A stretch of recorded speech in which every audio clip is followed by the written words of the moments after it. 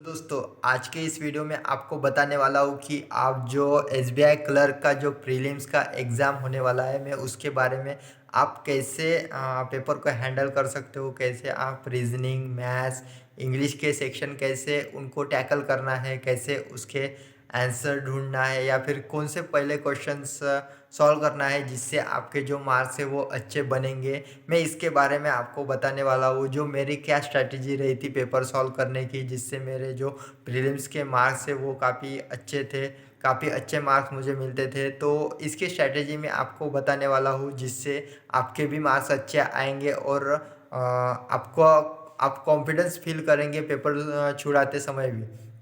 तो चलो दोस्तों, स्टार्ट करते हैं। सबसे पहले हम लेंगे इंग्लिश का सब्जेक्ट्स। जैसे इंग्लिश का सब्जेक्ट स्टार्ट हुआ तो आपके अंदर जो फियर रहेगा, आपके जो धड़कन है वो तेज़ होंगी। तो आपको वो क्या करना है कि सबसे पहले जो छोटे छोटे क्वेश्चंस होते हैं, जैसे एक मार्क वाले जो भी क्वेश्चंस होते हैं, जैसे फिलर्स होते हैं या फिर एक एक मार्क वाले जो भी एरर्स हो या फिर कोई भी एक एक मार्क्स वाले जो क्वेश्चंस होते हैं, सबसे पहले आपको उन्हें टैकल करना है, वो सॉल्व करने की कोशिश करना है। क्योंकि अगर समझ लो कि पैसेज पे चले गए, आप एकदम से पैसेज पे चले गए, तो अगर आपको पैसेज समझ में भी नहीं आया तो आपको थोड़ा गड़बड़ा सकते हो और आपके मार्क्स उस सेक्शन में कम आ सकते हैं। तो सबसे पहले जो पहले के 10 मिनट होते हैं, तो 10 मिनट में पूरे के पूरे जो एक एक मार्क्स वाले हैं वो आपको देख लेना है, वो सॉल्व करना है। जो नहीं जमे उनको टिक करके रखना है कि उनको आगे सॉल्व कर सके। फिर जो लास्ट के 10 मिनट होते हैं, उस 10 मिनट में आप पैसेज को सॉल्व करें, पैसेज को रीड करें, स्किमिंग करें और उसके आंसर ढूंढ लें। क्योंकि जो पैसेज के मार्क्स होते हैं वो 100% आपको मिल ही जाते हैं, वो आपके जो मार्क्स कहीं नहीं जाएंगे। तो उनको उसके लिए सेपरेट से 10 मिनट दे के वो पूरे के पूरे जो क्वेश्चन है वो 10 मिनट में आप छुड़ा लो। लास्ट के 10 मिनट में आप पैसेज छुड़ा लो और इस तरह से आप इंग्लिश का सेक्शन छुड़ा सकते हो और आपको अच्छे मार्क्स मिल जाएंगे। मैं 100% आपको गारंटी देता हूँ। फिर बाद में आते हैं रीजनिंग। रीजनिंग में आपको ये करना है कि आपको जाते जाते पजल नहीं छुड़ाना है। कोई कोई होते हैं जिनका लेवल बहुत अच्छा होता है या फिर वो काफ़ी एक्सपर्ट होते हैं, वो डायरेक्ट पजल छुड़ाते हैं। किसी का जमता है, किसी का नहीं जमता। लेकिन आपको मैं बोल रहा हूँ, मेरी जो स्ट्रैटेजी थी वो डायरेक्ट आपको पजल नहीं छुड़ाना है। जो भी एक एक मार्क के रहते हैं, जैसे कि अल्फ़ा न्यूमरिक सीरीज़ रहती है या फिर कोई भी एक एक मार्क वाले रहते हैं, वो आपको छुड़ा लेने हैं। उसके बाद ही आप पजल पे जा सकते हो। पजल पे भी ऐसे पजल छुड़ाने हैं जैसे कि ये अनसर्टन अनसर्टन वाला तो पकड़ना ही नहीं है। ऐसे पजल्स तो पहले पकड़ना ही नहीं है।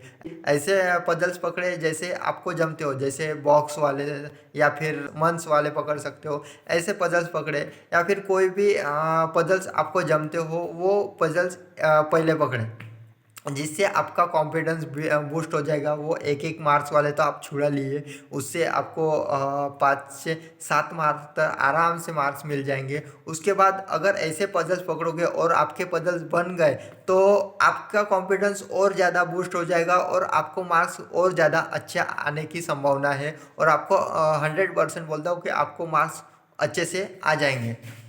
तो रीजनिंग सेक्शन में भी आप अच्छे खासे मार्क्स प्राप्त कर सकते हो इस स्ट्रैटेजी से। आपको ब्लड रिलेशन भी पहले नहीं उठाना, क्योंकि ब्लड रिलेशन कभी कभी फंसा देता है। तो ब्लड रिलेशन पहले में नहीं उठाना, ब्लड रिलेशन को भी एंडिंग में ही रखना। ज़्यादा संभव हो सके तो उसको एंडिंग में ही रखना।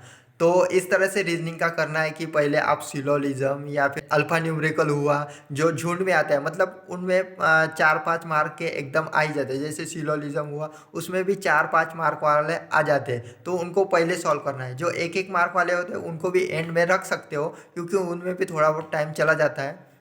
लेकिन सिलोजिज्म, अल्फा न्यूमरिक सीरीज वगैरह उनको, या फिर जैसे कि इक्वेलिटी का ये क्वेश्चंस आपको सॉल्व करने हैं।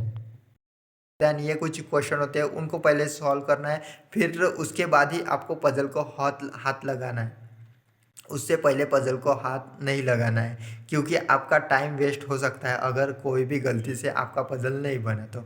और सिचुएशन ये भी आ सकती है कि आ सकती है कि गलती से आपका पजल नहीं बना, तो आप उस पजल को तुरंत ही छोड़ दो और दूसरे पजल पे या फिर दूसरे क्वेश्चन पे जंप कर दो, क्योंकि आप उस क्वेश्चन को सॉल्व करते रहो, आपका टाइम ज़्यादा चला जाएगा और जो भी मतलब आपकी प्रॉब्लम है वो इजीली नहीं मिलेगी।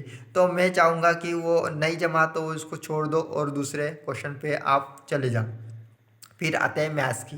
मैथ्स में भी ऐसे ही करना है कि आपको क्या करना है, आपको सिर्फ प्रीलिम्स निकालना है ना, ऐसा थोड़ी करना है कि आपको लोगों को दिखाना है कि मस्त मार्क्स है, इतने ज़्यादा मार्क्स आए तो मेरा ये टॉपर में थोड़ी आपको ट्रॉफी मिलने वाली है। तो आप मैथ्स में भी ऐसे ही करना कि आपको सेफ साइड खेलना है। तो आपको क्या करना है कि पहले जो सिंप्लीफिकेशन है उसे सॉल्व कर लेना है। सिंप्लीफिकेशन होने के बाद जो भी एक एक मार्क के हो उन्हें सॉल्व करना है। सिंप्लीफिकेशन मोस्टली रहते ही है। फिर उसके बाद आप डीआई पे जा सकते हो। सिंप्लीफिकेशन होने के बाद जो दोनों डीआई होती है, दो डीआई आती है, उन दोनों डीआई पे चले जाओ। सिंप्लीफिकेशन में आपको 10-12 मार्क मिल जाएंगे, डीआई में 12 से 13 मार्क मिल जाएंगे, वो 25 मार्क ऐसे ही हो गए। और फिर 10 मार्क का रहता है आपका अरिथमेटिक। फिर उसके बाद ही आप अरिथमेटिक पर जाना। सिंपली स्ट्रैटेजी यही है कि अरिथमेटिक को एंड में ही उठाना है। कोई कोई बच्चे क्या करते हैं कि वो स्टार्टिंग में ही शुरुआत कर देते हैं अरिथमेटिक से। आपको दिख भी रहा है लेकिन कोई भी कितना भी इजी हो अरिथमेटिक, लेकिन उनको पहले सॉल्व नहीं करना। वो कितना भी आपको ललचा रहा है कि छुड़ा लो, ये प्रॉफिट लॉस वाला ही है, इजी वाला है, छुड़ा लो, लेकिन आपको वो छुड़ाना नहीं है। आपको एंडिंग में ही उसको अच्छे से देखना है, उसको एंडिंग में ही सॉल्व करना है।